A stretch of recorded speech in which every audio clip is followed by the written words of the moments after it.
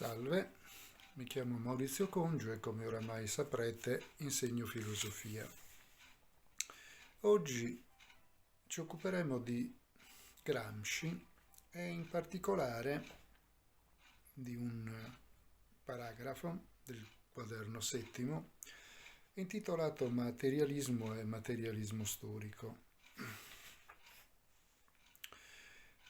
Scrive Gramsci: la filosofia non può essere ridotta ad una naturalistica antropologia, cioè l'unità del genere umano non è data dalla natura biologica dell'uomo. Le differenze dell'uomo che contano nella storia non sono quelle biologiche, come la razza, la conformazione del cranio, il colore della pelle, eccetera.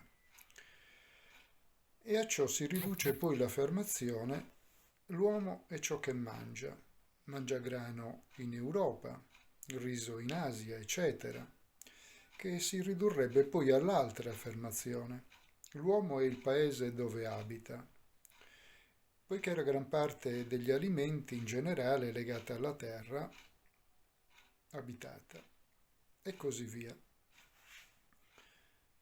E più in là scrive: non è il pensiero, ma ciò che realmente si pensa unisce o differenzia uomini. Che la natura umana sia il complesso dei rapporti sociali è la risposta più soddisfacente, perché include l'idea del divenire. L'uomo diviene, si muta continuamente col mutarsi dei rapporti sociali, e perché nega l'uomo in generale. Infatti, i rapporti sociali sono espressi da diversi gruppi di uomini che si presuppongono, la cui unità è dialettica, non formale. Si può dire che la natura dell'uomo è la storia. Che dire? Definire che cosa sia la filosofia non è mai stato facile. È più facile dire che cosa fanno i filosofi, di che cosa si occupano. Ci sono filosofi che si occupano di politica, di economia, di scienza, oppure delle scienze particolari, della fisica, fanno i filosofi della fisica, o della matematica, i filosofi della matematica. Ma la filosofia si occupa anche della vita, dell'esistenza. In questo caso possiamo arrivare ad una vera e propria filosofia, che è quella esistenzialistica. Però Gramsci dice che la filosofia non può essere ridotta ad una naturalistica antropologia. Bene, in Gramsci c'è sempre questa idea che il naturalismo non sia la chiave di lettura adatta per comprendere i processi umani, che la chiave di lettura per comprendere i processi umani non sia data dalla natura ma dalla storia. Prossimamente vedremo il rapporto fra storicismo e naturalismo, fra filosofia della praxis ed evoluzionismo, perché è un discorso importante per capire non solo la posizione filosofica di Gramsci, ma anche quella politica e il rapporto di Gramsci, del movimento comunista internazionale, rispetto alla tradizione della socialdemocrazia, che invece in qualche modo, come vedremo, sviluppa il proprio percorso teorico, almeno nella seconda metà del XIX secolo e all'inizio del XX, sull'evoluzionismo positivistico. Però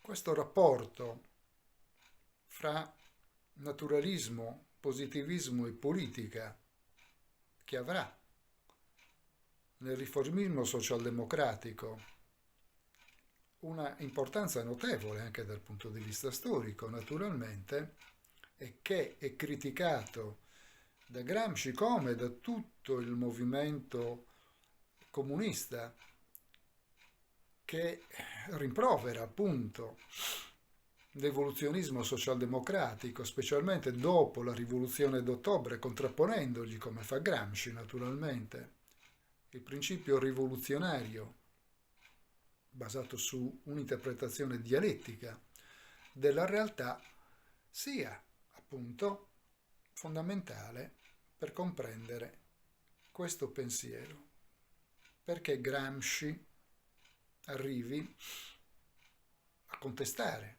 l'evoluzionismo positivistico per proporre un'interpretazione, che è anche un'interpretazione del marxismo naturalmente, in una chiave diversa, in una chiave storicistica. Quindi ciò che dobbiamo criticare è il naturalismo, la visione astorica dell'uomo. Perché se noi non lo facciamo, non riusciamo a capire quelli che sono gli elementi più importanti per Gramsci, e cioè il fatto che la storia sia fatta dagli uomini, che gli uomini abbiano una certa volontà di fare cose diverse, e non sono tutte equivalenti, e che soltanto all'interno di questo percorso storico si possa comprendere, a partire dal passato, sia il presente sia il futuro come possibilità di azione politica, soprattutto di cambiamento, di trasformazione, di rivoluzione ovviamente, nella visione prospettica gramsciana, che è profondamente segnata dalla rivoluzione d'ottobre e dalla figura di Lenin, che in qualche modo ispira la filosofia gramsciana. Quindi la natura umana non è data dalla sua naturalità, dalla sua appartenenza appunto alla natura, all'ambiente, ma alla storia.